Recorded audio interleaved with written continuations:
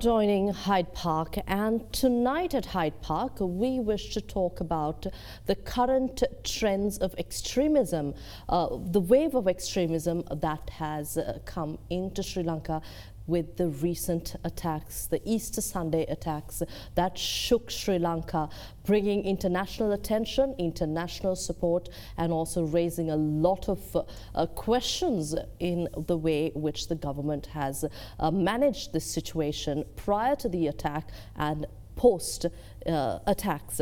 Well, we've invited to our studios a prominent Sri Lankan Muslim civil society activist, President's Council Ali Sabry. Good evening and a warm welcome to our studios. Good evening. I think for the past 10-12 years, you've been talking about a Sri Lankan identity for Muslims here. But given this situation, there is talk about radicalization, Muslim extremists and Muslim extremist groups carrying out this attack. News have emerged and there are certain conclusions made by the government intelligence that a group by the name of National Tawhid Jamaat connected to NTJ, and the ISIS has claimed responsibility. However, we're talking about extremism here. As a Sri Lankan Muslim, as a Muslim who has joined together with other Muslims in the country condemning these attacks, let's start off here. What are your thoughts? First and foremost, my thoughts are with the victims. I'm appalled. I'm very, we all are very shocked. I mean, we knew something is going on, not that we were totally unaware of it, but to this extent, we never expected. So first of all, I must make use of this opportunity for thanking you for inviting me and giving me an opportunity to give my side and the Muslim perspective in place. First, we must apologize for what has happened, though I am not part of it, but then we are not being able to effectively control this. You know, we are shocked, we are appalled, first as a Muslim and a Sri Lankan and a fellow human being. That's my first thought, and we are, like anyone else, we are all shocked and saddened by this horrific attack, which is terrorism, nothing to do with Islam, nothing to do with Muslim, and anyone with any sense of humanity can approve this kind of nonsense. So we say that we disassociate with that, and I don't consider them as Muslim. They are not Muslim, they're just bearing some Muslim names, and they're animals. We just heard the Defense, State Minister of Defense addressing some foreign journalists. He said that these groups that are identified, they're of the belief that this land or everyone should be Islam, followers of Islam. What does this mean? Does the teachings of your religion say that? Absolutely not. Teachings of our religion never says. If that is the case, how can 1.4 billion Muslims coexist with everyone else in all over the world? And we have been a very peaceful community for the last 11 centuries or so. Sri Lankans are existing in this country for almost 1,001 years. We have never had this kind of a thing. But few people who have been, I don't know, who have been radicalized themselves with this, I call them as maniacs, with this kind of indoctrination, probably been influenced by some radical elements somewhere else, which is taking place in those places. Mr. Sabry, is spreading widely. We see a lot of people, now we've heard with the recent attacks and the suspects, we see that they've traveled overseas to certain Middle Eastern nations, being trained there, or they have been, ideologically, there has been changes that have instilled in them. But how does this happen? Who's supporting this? What is the force behind this? Yeah, I mean, with authority we could say 99.9% of the Muslims are against this. Muslims have never expected this, just like the defense establishment had not expected this, but there were few people we knew. But on our part, at the Muslim community, for the last 3 to 4 years, we have identified some of these clerics by name. And you have communicated this to the government? Exactly, communicated to the government. And there was protest in Kartankudi against this, one of these hardline elements, and a Maulavi called Zahran, who is the founder of this the National Tawhid Jamaat, asking them to be arrested and nothing had gone into their head. You must understand, when this was identified in January, when some of those Buddhist statues were attacked in Mavanella area, some of these people were taken into the custody. One of the coordinating secretary of Minister Kabir Hashim, who was an activist and who had helped the government to trace down these people, and he was shot. And then when they conducted a search operation in Puttalam, they found explosive. So with all these things, what the government did is a very huge question mark for us. Do you point the finger at somebody? Because now you say the Muslim community has constantly informed the government. Plus, we saw in the recent past at some media briefings, shortly after these attacks, the Muslim leaders of the Muslim community said that 3 years ago the government was notified of these radical elements in the country. And there has been intelligence information flowing into the country from India, from other nations, and our own intelligence. We saw a letter that has been in circulation, but without talking about the intelligence, but what has been the communication between the Muslim community and yourself as a legal expert? How have your engagements with the government been? Do you point the finger at anybody? I mean, rather than pointing fingers, but I think I point a finger for failing to carry out their responsibilities from top to bottom. Nobody can just pass the buck and say that he's responsible, I'm responsible. Government collectively responsible. Now, people were claiming credit for all the good things the government was doing and the security forces were doing, and busting drug traffickers and all those things. Similarly, when this kind of a debacle happened, the same people must take responsibility. So this is a huge problem. Why they couldn't have done, they didn't do, and they couldn't have done, because as you correctly pointed out, ACJU, that is the Old Ceylon Jamiatul Ulema, just like the Archbishop Office. Right. That's the biggest Sri Lankan Muslim clerics the association. Our chairman, Mufti Rizvi, had personally gone and given this information to the Defence Secretary and the others and asked them to take action. Nothing had taken place. So on the community's part, I think they have constantly monitored them and alerted.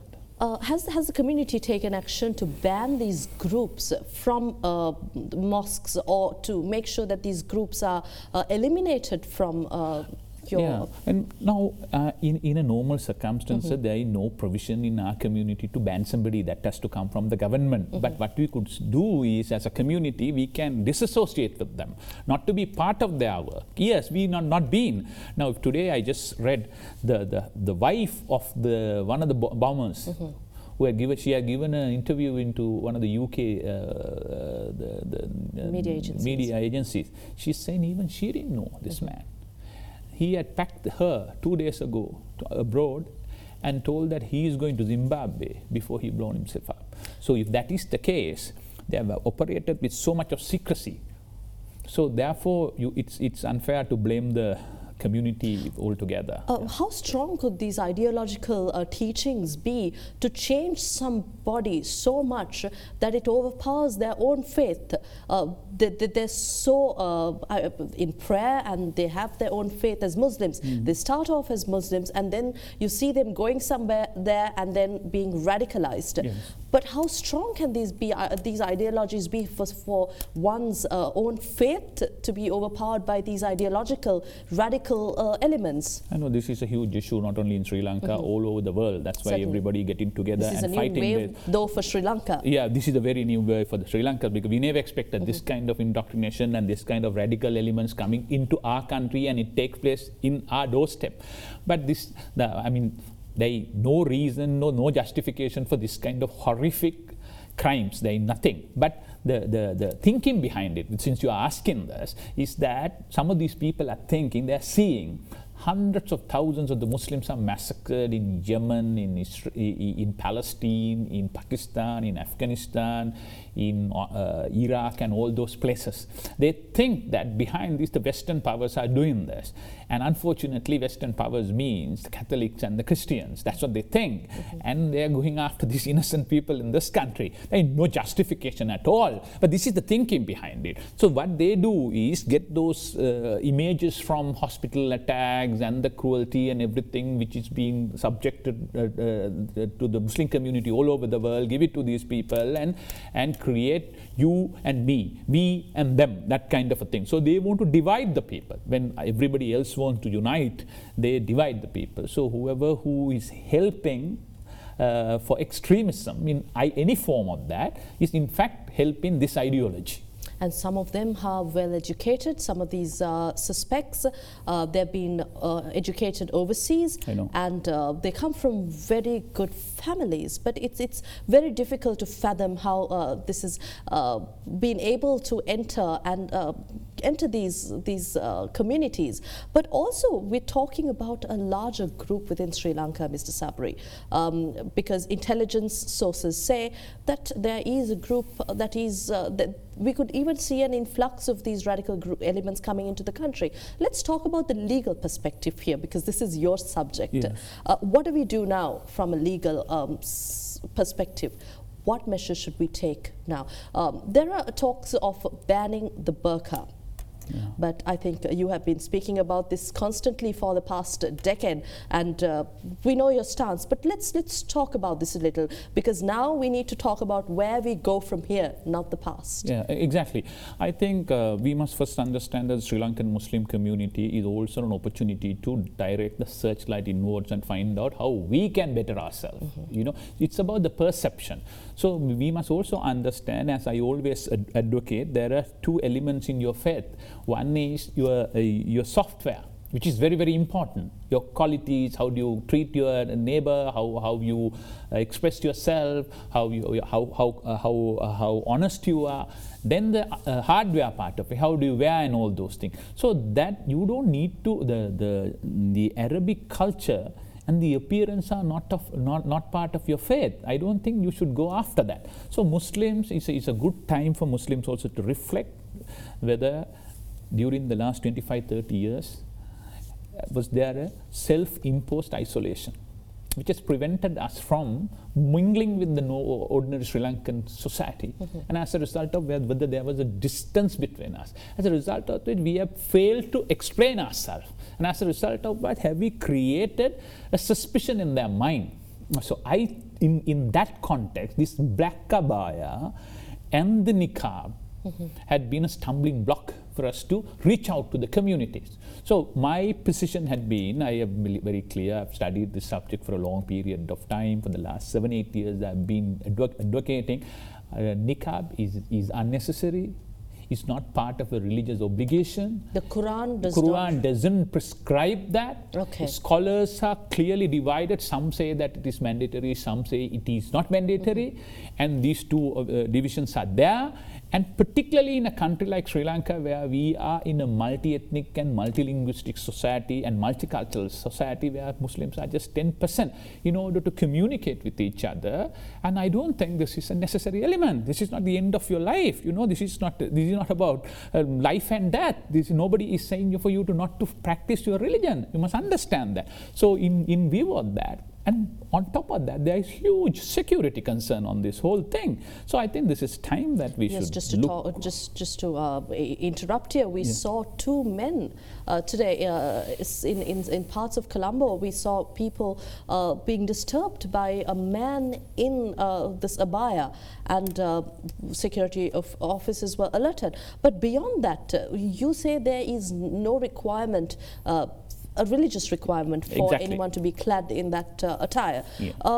But legally, how do we go forward here? Because is it necessary to impose a ban, or could this be communicated or maybe instilled in society through our mosques? Yeah, I think ideally it should come from the community. Community must understand this, take this as a responsibility. understand some compromise has to be done and reach out to other brothers and sisters here and remove this unnecessary suspicion. That would be the ideal thing. But if that is not happening, I think government and the law enforcement authority must step in and say that this is a security concern. Once a security concern in Islam, it's an obligation to follow the law. You can't go against the law of the land. So if the law of the land is that you can't cover and go into the public places, you have two choices. Either you don't go to the public places, or otherwise when you go there, you allow the people, you go without covering, so that the security problem is not there. So Islam also preaches that the law of the land is... Of course. Law of the land takes, if only time where you can break the law of the land is when you have been not asked to follow your own religion, which is get out of your faith. Or you don't have the freedom to practice your faith. Faith, that's it. That's the only occasion. Otherwise, you have to give in to the law of the land, because that's how the countries are run. You can't have your own laws and all those things. Therefore, law of the land should be followed. I mean, there are no exceptions to that. Right. Mr. Sabry, we're talking about state of emergency laws being passed in Parliament today without a vote. Now, there have been calls for emergency laws, security measures strengthening national security.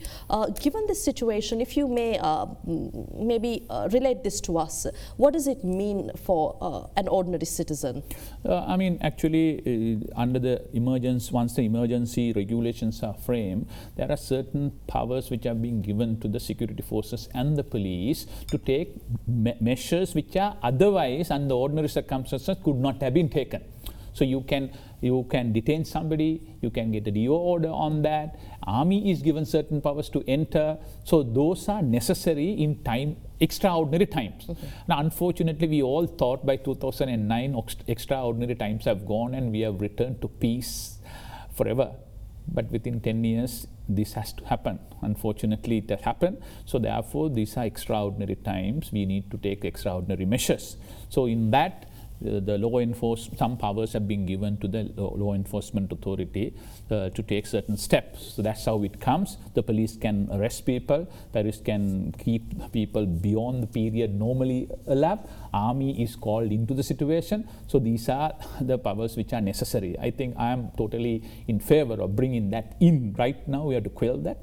But just to answer certain other question, you were saying that whether so many people are there in the whole movement. I don't think so. I'm very involved with the community. I haven't come across... we're talking about radical elements, whether there is a larger group of Sri Lanka. I think it's maximum, according to the intelligence, also somewhere in the region of about 100. So probably they would have now traced down and hunted about 20-25. So we need to go until all these people are caught.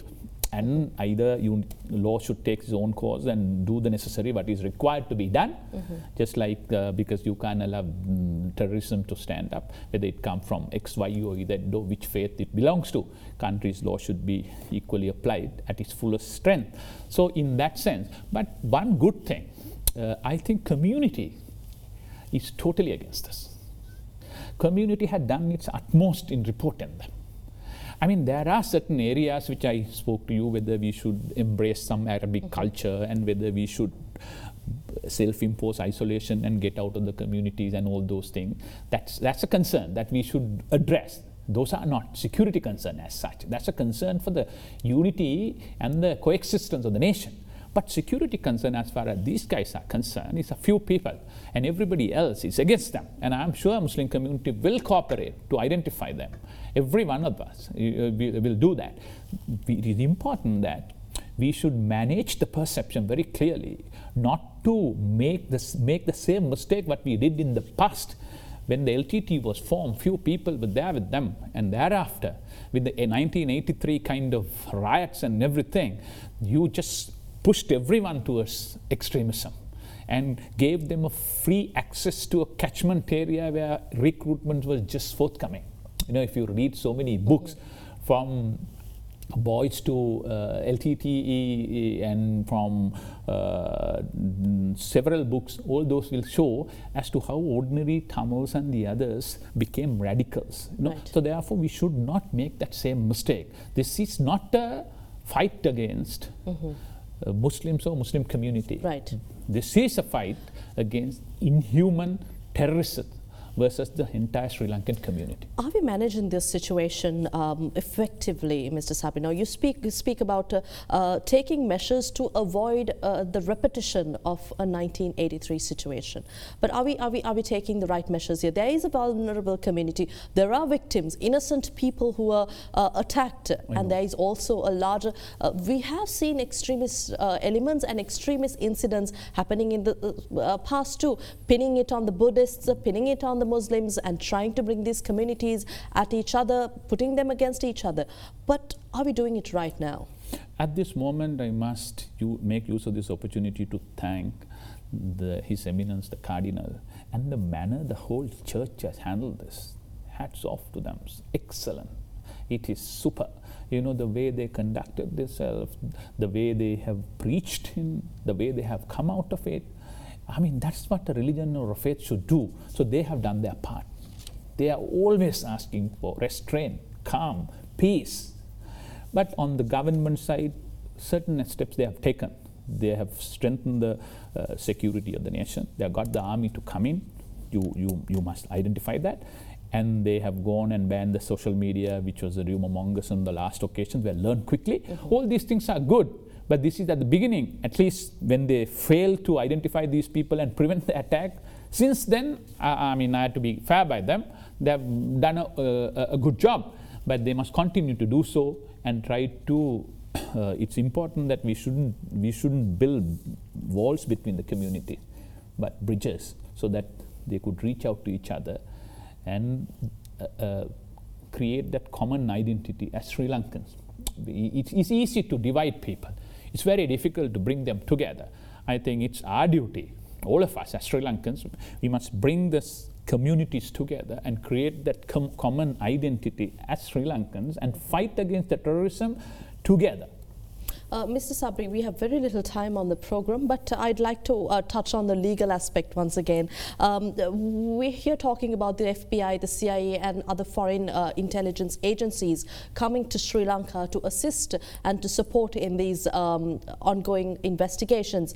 But there are also claims that these attacks bring in these officials and there might be a threat to the integrity of our intelligence. What is your view about this? It has to be carefully. I mean, personally, what I feel is that at this point in time, if you can share some important intelligence from other parts, because these are things the ISIS had been in operation for a long period of time. FBI and other people have worked with them. They know their tactics, they know their funding, they know their arms, ammunition supply and all those things. If you can make use of them, it's fine. But in the meantime, without compromising our own national security, people may come and go, but they may also have their long-term interest. You know, there is a regional trade war is going on, so we should not compromise it. While we make use of them, we must protect our national interest so that we will not be exposing our national security under the guise of working with so many other people.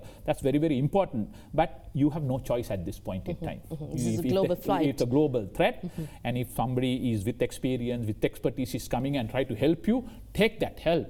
But in the meantime, be careful of their ulterior motives, which could be possible. There's been constant debate in the country about the Prevention of Terrorism Act and certain other laws pertaining to the defense and national security. There have been calls to abolish certain laws within the country that were after the war. Yes, you mentioned that after the end of the war against terrorists, that Sri Lanka largely thought that this would be a peaceful country forever. But were we too complacent? I think so. What I would ask you is about these laws, what should we retain? Because as you say, no, we shouldn't be complacent. These things can happen. We should be on our guard. What laws should be retained? What should be our urgent measures that we should take? Yeah, under no circumstances there cannot be any complacency or compromise on the national security. For any country, national security is number one. That's priority number one. Without national security, you can't get the economy going. Without economy, you can't have the security in the nation. So with all those things, it's important that, there is nothing called, wartime and peacetime. National security has to have that focus on that. So that is why there is national intelligence, that is why the army, there is the police, there is everything. With all those things, that's your job. Number one, so you have to have a good, effective intelligence service. And we had the most effective intelligence service, which pinpointed Tamil Chelvam and bombed him in the morning. And that's the kind of intelligence we had. We had the intelligence to go and capture KP in Malaysia and brought him back. That's the kind of intelligence we had. So our intelligence had been very, very good. But what happened here? I don't know. That's the million-dollar question. So we can't compromise on the national security. We can't compromise on the intelligence. And you can name it in different way, prevention of terrorism or whatever it is. But we need to have laws which protect the national interest. That's not for against a politician or against X or Y or any particular community. That's to protect the nation. So it's an obligation of the government. We can't be pleasing international community all the time. We are responsible for our existence. We are responsible for our security. We can't be pleasing other communities because you can't apply those things in this country. This country is unique. We have unique experiences. We have unique challenges. We must meet it. That's how we won the war. We did not win the war because somebody else told us this is how you fight. We fought it because we learned the manner to fight it. So it's sad that having learned from that, why we are going backward. No? So it's important, good that you asked that question. It is paramount important that the national security should not be compromised under any circumstances.